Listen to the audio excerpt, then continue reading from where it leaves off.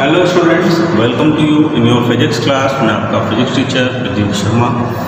Class 12th में बेटा हम लोग जो चैप्टर पढ़ रहे हैं वो है परमाणु की संरचना यानी स्ट्रक्चर ऑफ एटम।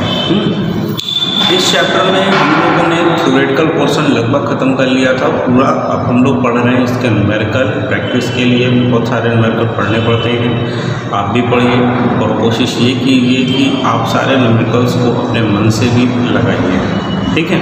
तो जैसे कि इस चैप्टर की हम लोग शुरुआत कर रहे हैं आज के क्लास की। तो आज की क्लास में हम लोग पढ़ने जा रहे हैं जो न्यूमेरिकल, वो न्यूमेरिकल क्या है? वो न्यूमेरिकल ये है कि यदि हाइड्रोजन परमाणु के स्पेक्ट्रम में लाइमन श्रेणी की पहली तरंगदैर्घ्य 1215 एंगस्ट्रॉम है, यानी लाइमन श्रेणी है, पहली श्रेणी कौन सी है? लाइमन श्रेणी है, उसकी भी पहली लाइन जो है उसकी तरंगदैर्घ्य देना है 1215 एंगस्ट्रॉम है।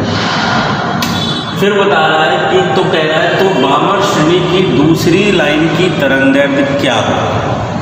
यानी लाइमन श्रेणी की आपको पहली लाइन की तरंगदैर्घ्य दे रहा है और बामर श्रेणी के दूसरी लाइन की तरंगदैर्घ्य आपसे पूछ रहे हैं। इसके लिए आपको तरंगदैर्घ्य का सूत्र पता होना चाहिए। यानी हाइड्रोजन स्पेक्ट्रम में तरंगदैर्घ्य का सूत्र क्या होता है? 1/λ is equal to capital R 1/n1 का स्क्वायर माइनस 1/n2 का स्क्वायर। ये एक बेसिक फॉर्मूला है, सामान्य सूत्र है तरंगदैर्घ्य प्राप्त करने का।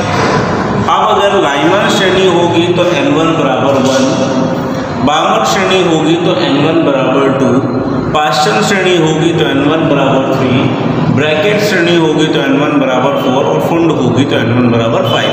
यानी चेंजेस किसमें आने हैं? केवल n1 में। n2 जो होगा वो उसके जस्ट बाद से स्टार्ट हो जाएगा।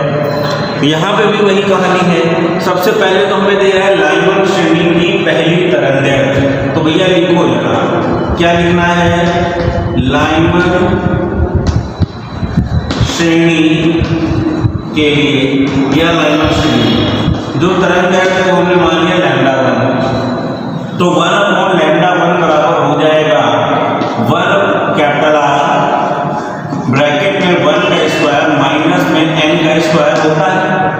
अब इसमें आपसे कह रहा है प्रथम, ये तो लैम्डा था, प्रथम रेखा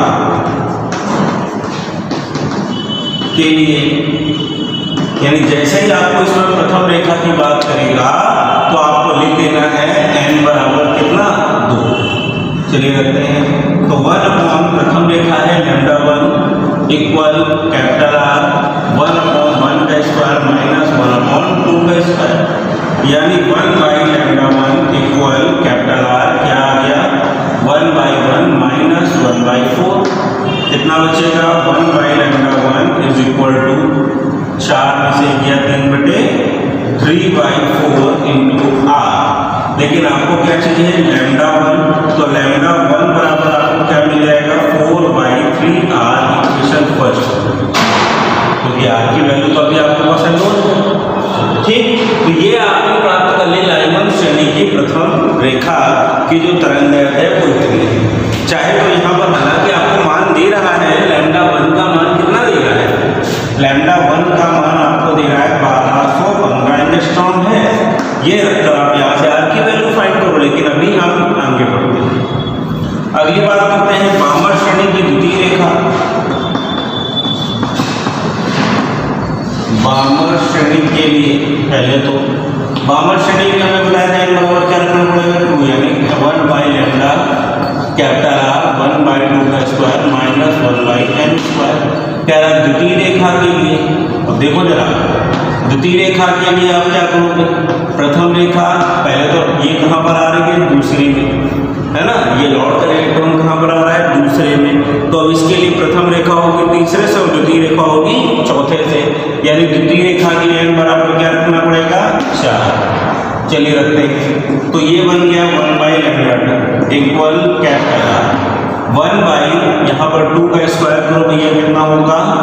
4 माइनस 1/4 का स्क्वायर, यहाँ पर 2 का स्क्वायर ले लो, ठीक। तो 1/λ2 equal capital R 1/4 minus 1/16। LCM क्या ना भैया 16, यहाँ पर क्या आएगा 4 minus 1 into capital R equal 1 by lambda 2, यानी 1 by lambda 2 is equal to आ गया 3r बाई 16, यानी लैम्डा 2 बराबर आ गया 16 बाई 3 इंटू आर। इक्वेशन क्या हो गई सही। बात समझ में आ गई कि नहीं है? देखो दोनों इक्वेशन बन गई है। लैम्डा 1 बराबर, अब सीधे से यहाँ लिखो, दिया है लैम्डा 1 बराबर 1215 एंगस्ट्रॉम और लैम्डा 2 का मान क्या करना है, निकालना है। ठीक है, चलो तो भाई क्या करेंगे, lambda 2 upon lambda 1 equal lambda 2 by equal to है 16/3r, लैम्डा 1 कितना है 4/3r, ये से क्या हुआ कैंसिल। अब क्या बच गया 16/4 यानी 4, यानी लैम्डा 2 बराबर आ गया 4 गुणे क्या जाएगा लैम्डा 1, यानी 4 गुणे 12 15। ठीक, गुणा करना आता है ना, ठीक है, 15 चौको 60, 12 चौको 4860, यानी लैम्डा 2 कितना आएगा 4860 एंगस्ट्रॉम। यानी अगर आपको लाइनर श्रेणी की प्रथम रेखा बता रहा है तो उससे अब आप किसी भी श्रेणी की कोई भी रेखा प्राप्त कर सकते हैं। हमको क्वेश्चन में दिया था कि बामर की द्वितीय रेखा, तो हम लोगों ने फाइंड कर ली। पास्टियन की कहता, कुंड की कहता, ब्रैकेट की कहता, हम सेम प्रोसेस लगाकर इसको कर सकते हैं। ठीक है, कॉपी करिए इसको बहुत अच्छे से, स्क्रीन पॉज करके फिर आगे बढ़ते हैं।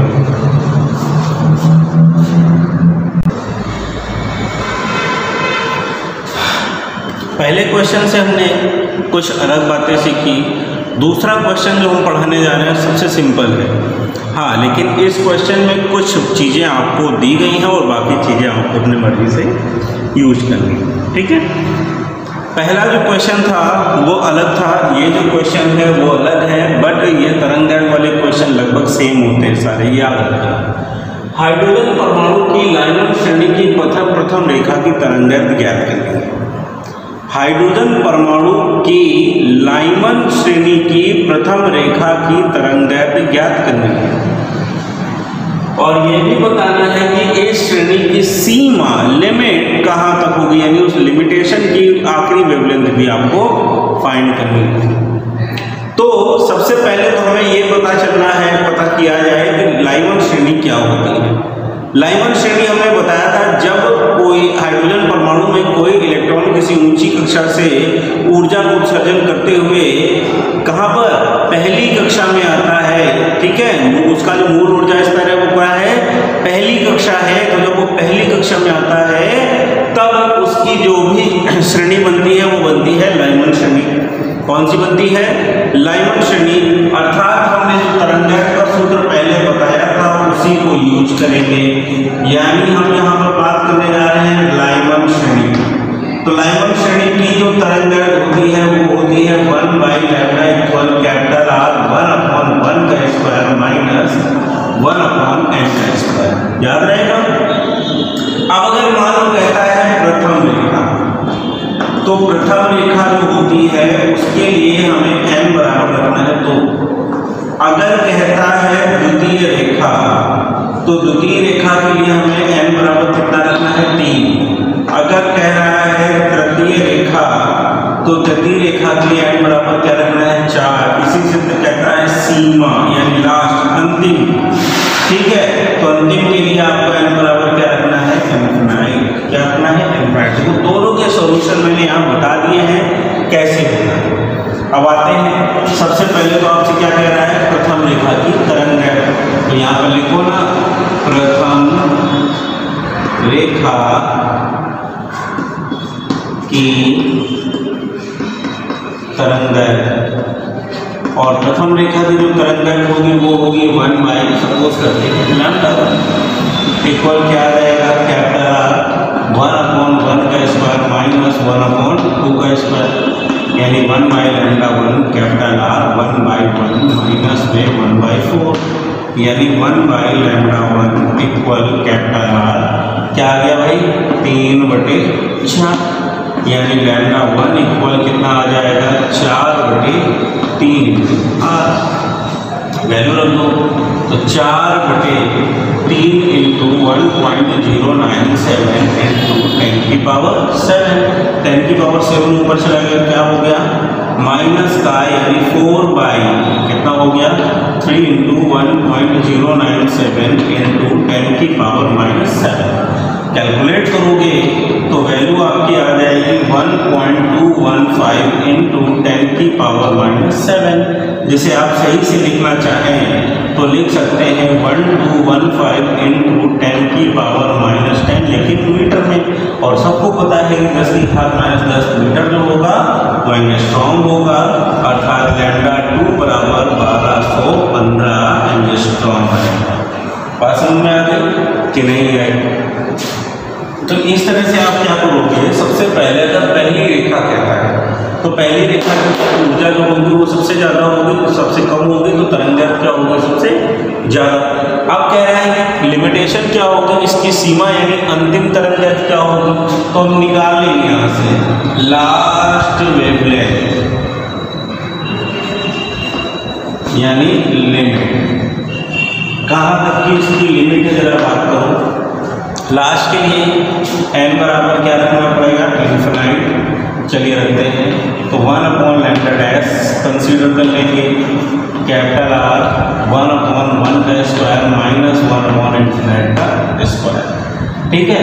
यानी कैपिटल R 1/1² माइनस 0, यानी 1/λ' इज इक्वल टू आ गया capital R, then λ' is equal to क्या आ जाएगा 1/कैपिटल R, यानी 1/1.097 इंटू 10 की पावर 7। तो λ' इज इक्वल टू आ गया 1/1.097 इंटू 10 की पावर -7, यानी ये क्या बन गया लगभग 0.915, ठीक है, 2 लिख दो यार, इंटू 10 की पावर -7 मीटर। जिसे आप सही से लिखेंगे कितना आ गया 912 गुणा 10 की घात -10 मीटर, यानी ये बन गया आपका 912 एंगस्ट्रॉम। That's your answer. बात समझ में आ गई कि नहीं आई? बहुत ध्यान से, बहुत आराम से केवल तुम्हें इन क्वेश्चंस को समझना है पहले। अगर समझ में आ गए तो लगाने में बिल्कुल भी टफ नहीं होने वाली, ठीक है। कैलकुलेट कीजिए, आराम से इसको लगाइए।